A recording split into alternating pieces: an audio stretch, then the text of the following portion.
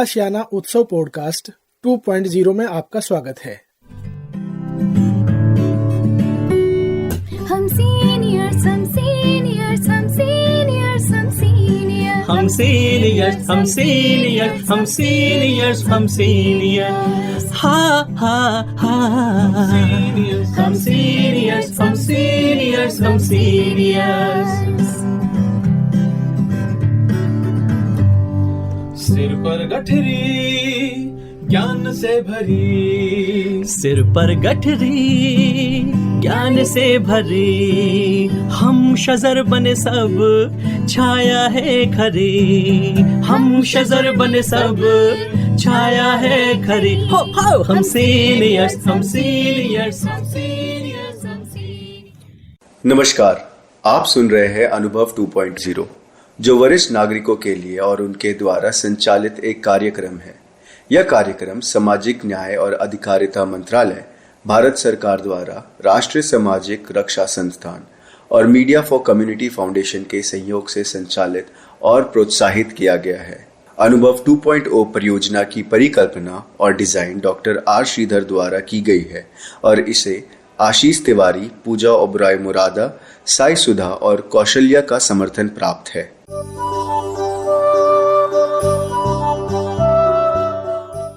आप अनुभव 2.0 सुन रहे हैं। मेरे श्रोताओं को प्यार भरा नमस्कार। हम आपके लिए तरह तरह के कार्यक्रम लेके आते रहते हैं, दिलचस्प कार्यक्रम, और उन अनुभवी लोगों से बात करते हैं जो अपना अनुभव आप लोग के साथ बांटते हैं। तो आज मेरे साथ जुड़े हैं डॉक्टर साधना राउत एंड श्री अक्षय राउत। आप दोनों को प्यार भरा नमस्कार। पहले तो नमस्कार जी। आप अपने व्यस्त हैं, मुझे मालूम है, मगर आप हमारे साथ जुड़े तो आभार। रियली हम आपका शुक्रिया अदा करते हैं कि आप हमारे साथ जुड़े हैं। तो अक्षय जी, पहले तो आपसे हम बात करें कि आप IAS एलाइड सर्विसेज से हैं, तो आपको इसमें जाने के लिए, ऐसी सर्विस में जाने के लिए कहाँ से इंस्पिरेशन मिली? आप क्यों गए इस सर्विस में? आपको पसंद था? क्योंकि हर माँ बाप की तो ज़रूर तमन्ना रहती है कि वो अपने बच्चों को अच्छे पद पे देखें। तो आप बताएं अपने बारे में। अच्छी बात है कि आप अनुभव के बारे में पूछ रहे हैं जी, क्योंकि 66 साल हो गया तो अनुभव तो कुछ है ही जी। और बचपन बीता है जी, जवानी भी आके चला गया है जी, और बहुत खूब, घर यस। द्वार भी जमा लिए और सर्विस का ज़िंदगी भी एक हिसाब से टेक्निकली तो रिटायरमेंट के साथ ख़त्म होता है जी। उसके बाद भी कारवां जारी है। अच्छा, आप अभी भी कर रहे हैं? अभी 19 में हमारा रिटायरमेंट हुआ, फॉर्मल रिटायरमेंट, लेकिन उसके बाद भी काफ़ी सारे चीज़ कर रहे हैं। जैसे मैंने बोला, कारवां जारी है। अच्छा, लेकिन आपने अनुभव के बारे में पूछा, क्यों यहाँ हम सिविल सर्विस में ज्वाइन किया? सिविल सर्विसेज में उसको तरह तरह की बातों में बोला जाता है। सिविल सर्विसेज तो ब्रॉड टर्म है जिसमें कि इसको सब कोई जानते हैं जी। और एक IAS अलाइड सर्विस, क्योंकि इसका जो एक लीडिंग सर्विस है IAS है, बाकी सारे सेंट्रल सर्विसेज है। जैसे कि हमारा भी एक सेंट्रल सर्विस है जी। उसका नाम है भारतीय सूचना सेवा, इंडियन इंफॉर्मेशन जी। सर्विस। जब हमने सर्विस का एग्ज़ाम लिया या उसके बारे में सोचा तो भारतीय सूचना सेवा के बारे में जाहिर है कि नहीं सोचा था। हमने सिविल सर्विस के बारे में सोचा था, या एक ब्रॉडली उसको बताया जाता है कि IAS का एग्ज़ाम दे रहे हैं। जी, बिल्कुल। इसके बारे में सोच कैसे आया?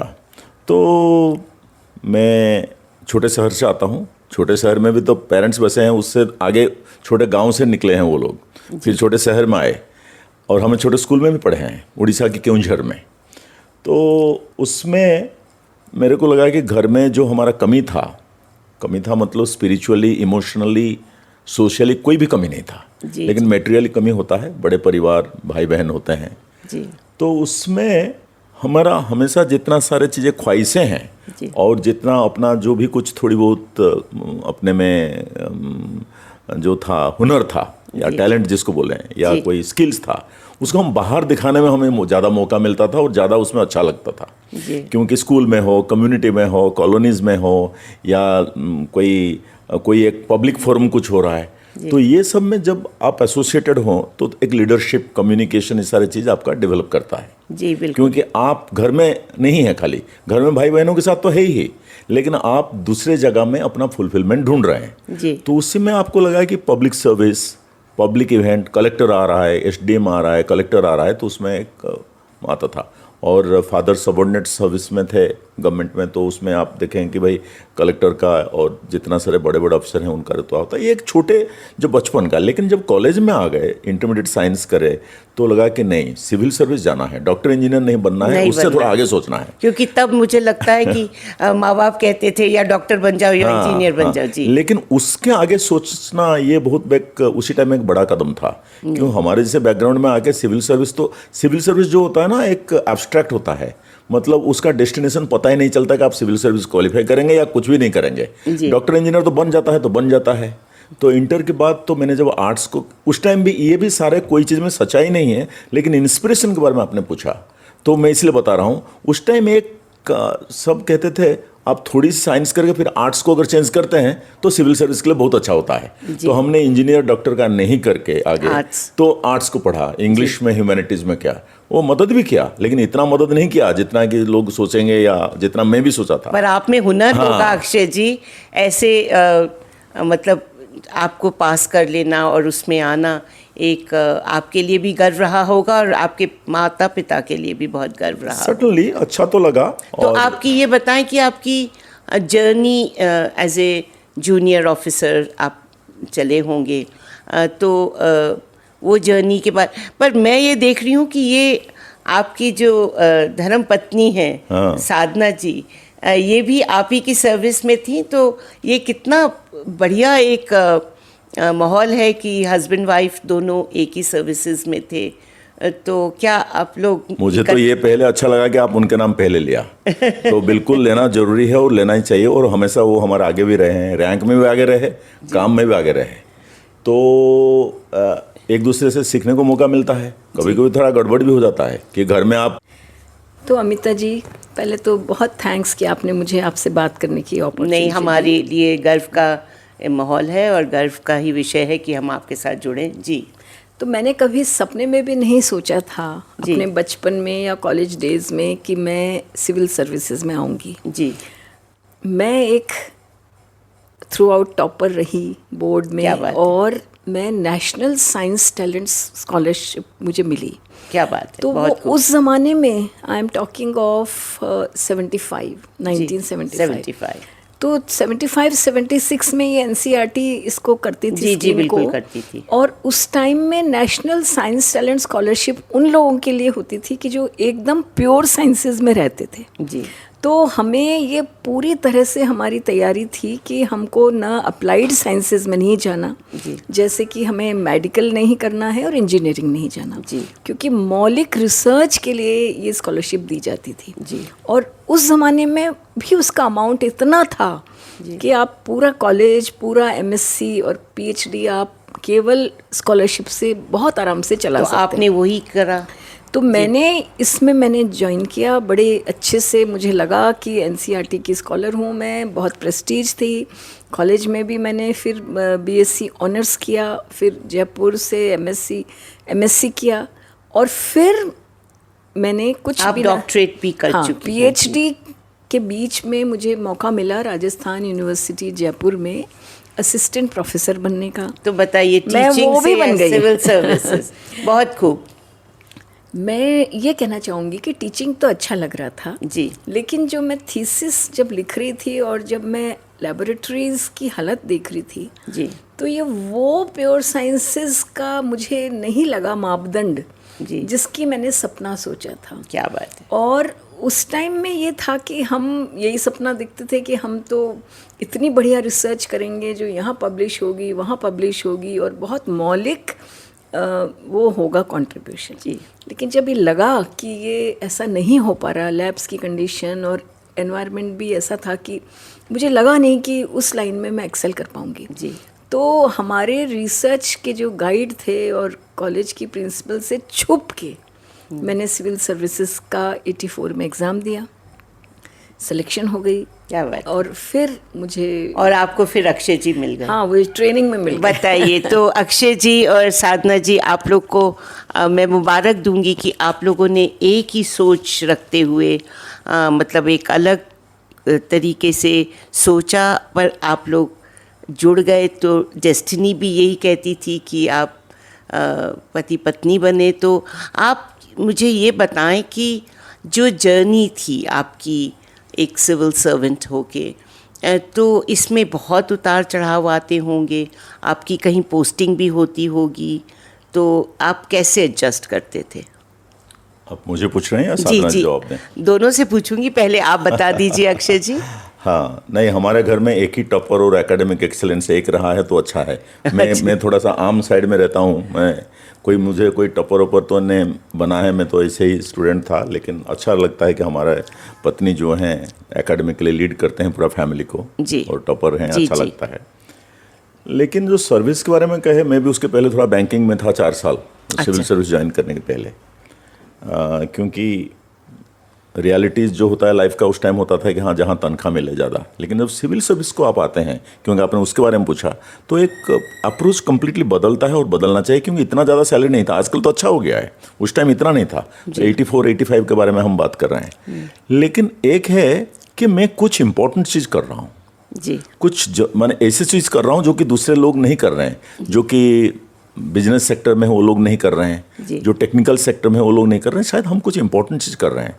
और उसके बाद कि मैं सर्विस और पोस्टिंग को कभी सर्विस पोस्टिंग से नहीं देखा, मैं उसको जॉब जैसे देखा है। जी, जी। और मैं जॉब को यहाँ ये भी देखा है कि मैं जहाँ जब जाऊँगा, सरकारी पोस्टिंग है, सिविल सर्विस है, बहुत सारे अफसर हैं हमारे जैसे, तो किसी को भी कहाँ पोस्टिंग जगह भी हो सकता है, कोई एक पर्टिकुलर डोमेन भी हो सकता है। और सिविल सर्विस का एक खूबी है कि आप कहाँ जा सकते हैं। जी, मतलब जी, डिपार्टमेंट्स बदलते रहते हैं आप। जी, तो आपके भी डिपार्टमेंट हाँ, बदलते काफी रहते? बदले हैं। अच्छा। जबकि इंफॉर्मेशन ब्रॉडकास्टिंग हमारा एक प्राइमरी कैडर रहा है, जी। लेकिन बदले काफी मिनिस्ट्रीज गए हैं, और इंफॉर्मेशन के डोमेन छोड़ के बाकी, जैसे मैं डिफेंस में था, डिप्टी सेक्रेटरी, नेवी को देख रहा था, नेवी का काम। जी। फिर इलेक्शन कमीशन में डायरेक्टर जनरल बनने को मौका मिला, स्वच्छ भारत में डीजी बनने को मौका मिला। तो काम में तो विविधता होता है। लेकिन मैं जो पॉइंट बोल रहा था अमिता जी, वो है कि मैंने हमेशा जो जूनियर अफसर के बारे में बात किया, तब से रिटायरमेंट तक मैं हमेशा देखा है कि क्या काम जहां मैं जा रहा हूँ, क्या काम है वो नहीं, क्या काम बन सकता है वहाँ, सकता है कि मैं इसको कैसे डिफाइन करूं। क्योंकि बाकी कोई डिफाइन नहीं करेगा, बाकी तो सब दिखा देंगे। आप बॉस के लिए काम कर रहे हैं, डिपार्टमेंट के लिए काम कर रहे हैं, लेकिन आप अगर उस दायरे से आगे निकल कर, मैं लोगों के लिए काम कर रहा हूं, समुदाय के लिए काम कर रहा हूं, देश के लिए काम कर रहा हूं, ये बड़ा चीज़ मैं करने वाला हूं या करने की कोशिश कर सकता हूं, इतना ही अगर हाई डिफाइन करेंगे, तो मुझे लग रहा है कि सिविल सर्विस का आप क्यों ज्वाइन किए हैं उसका एक फुलफिलमेंट मतलब आपको एक जो है आप सेटिस्फाइड रहे। तो साधना जी, आपकी कौन कौन सी, जैसे अक्षय जी ने इतने बढ़िया अपनी मिनिस्ट्रीज़ के बारे में बताया, तो आप कौन से सेक्टर को डील करती थी? तो मैं शुरू में तो कम्युनिकेशन में ही थी, जी। अपने डिपार्टमेंट में, और उसके बाद 92 से 97 तक मैं एजुकेशन मिनिस्ट्री में आई थी जी। तब उसके बाद में मैं रूरल डेवलपमेंट में गई, हेल्थ में गई, नेशनल एड्स कंट्रोल ऑर्गेनाइजेशन।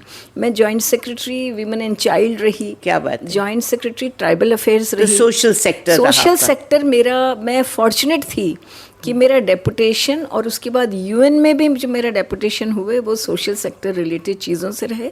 तो मुझे ये बहुत अच्छा लगा कि मेरा स्पेशलाइजेशन या प्रैक्टिस करने का मुझे मौका मिला social sector policy and programs पे।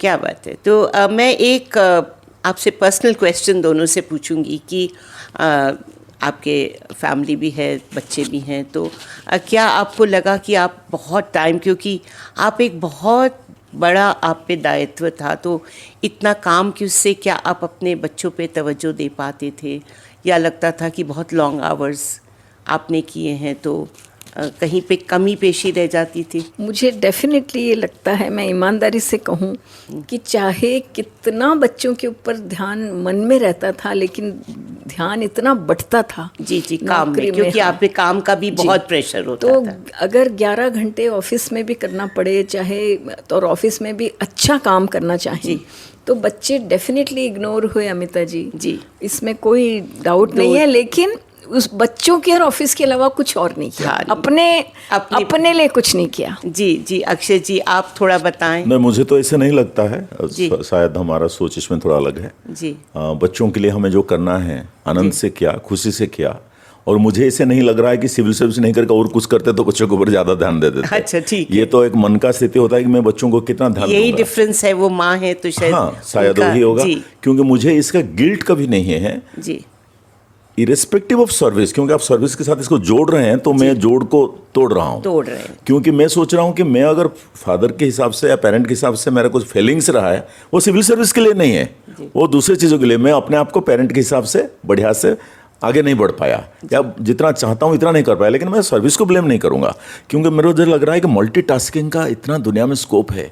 5 चीज़ अच्छे, अमिता जी आप खुद जानते हैं, 5 अच्छे चीज़ आप अच्छी तरीके से कर सकते हैं ज़िंदगी में। जी बिल्कुल। पेरेंट्स भी बन सकते हैं, जॉब में भी बढ़िया कर सकते हैं, लोगों का भी सेवा कर सकते हैं, दोस्त भी बन सकते हैं, और सब कुछ कर सकते हैं। मुझे तो इसके बारे में कॉन्फिडेंस, ये अपना टाइम मैनेजमेंट की बात है और अपना सोच रखने की बात है। मैं इसे सोचता हूँ। बहुत बहुत खूब। और आपने हमें इतनी अच्छी अच्छी बातें बताई, और आप दोनों ने अपनी पूरी ज़िंदगी सिविल सर्विसेज को दी, और एक सुखद एटमॉस्फेयर घर पे भी क्रिएट किया। तो आप हमारे साथ जुड़े, तो आभार, थैंक यू वेरी मच। और आप दोनों को नमस्कार, और हमारे श्रोताओं को आपने इतनी प्यारी प्यारी बातें बताई। आप अभी आशियाना उत्सव भिवाड़ी से ये कार्यक्रम सुन रहे थे, और इस कार्यक्रम की संख्या थी 134, और मैं हूँ आपकी होस्ट और दोस्त अमिता शॉ। साधना जी, अक्षय जी, थैंक यू वेरी मच, और आपको प्यार भरा नमस्कार। नमस्कार, बहुत बहुत धन्यवाद। नमस्कार। और मेरे श्रोताओं को भी प्यार भरा नमस्कार।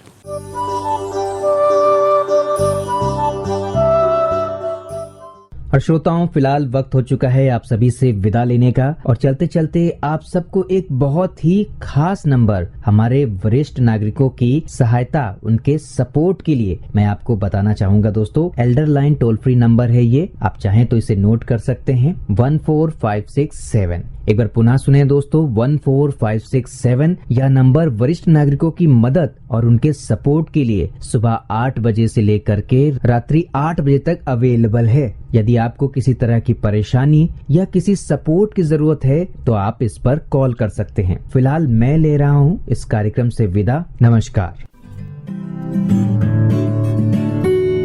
हम सीनियर्स, हम सीनियर्स, हम सीनियर्स, हम सीनियर्स, हम सीनियर्स, हम सीनियर्स, हम सीनियर्स, हम सीनियर्स, हा हा हा, हम सीनियर्स, हम सीनियर्स, हम सीनियर्स। सिर पर गठरी ज्ञान से भरी, सिर पर गठरी ज्ञान से भरी, हम शजर बने सब छाया है खरी, हम शजर बने सब छाया है खरी। हो हम सीनियर्स, हम सीनियर्स, हम सीनियर्स।